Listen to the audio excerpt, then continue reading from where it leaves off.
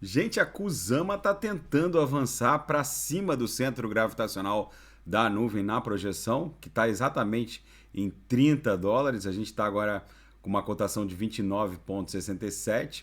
É normal, o centro gravitacional da nuvem na projeção exerce uma força gravitacional. Se a gente superar, a próxima resistência vai ser 33, que é a linha superior aqui desse setor mais espesso. E se superar a própria nuvem aqui na projeção, a próxima parada seria essa longa LTB aqui, representada pela aresta superior da nossa canaleta virtual de baixa, que está ali no patamar de US$ 40, basicamente. Para romper esses US$ 40, seria preciso que a própria BTC rompesse o patamar da VWAP mensal do mês 11, ali em 18.300.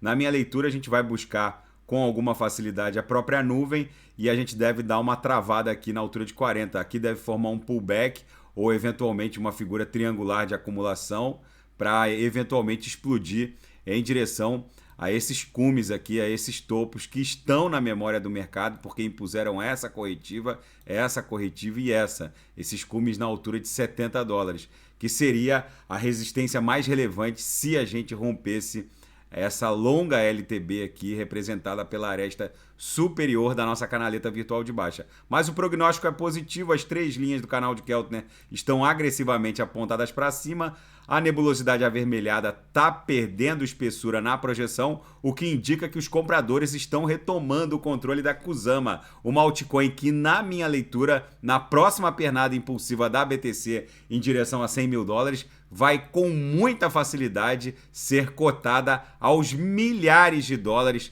Isso aqui goza de uma descentralização não só na camada de validação, mas também na camada de nomeação dos validadores. Vocês vejam que o all-time high dela ficou em 625, alcançado em maio de 2021. Depois a gente fez um topozinho aqui no patamar de 519, também em novembro de 21. Depois ela iniciou a corretiva dela até o patamar desse fundo aqui, alcançado no dia 14 de novembro. Chegamos a bater na mínima 21,78, né, no pós-crash FTX. Daqui a pouco eu volto com Binance Coin, BTC no fim de tarde. Quem quiser sugerir alguma análise, é só colocar nas mensagens abaixo. Grande abraço, até daqui a pouco.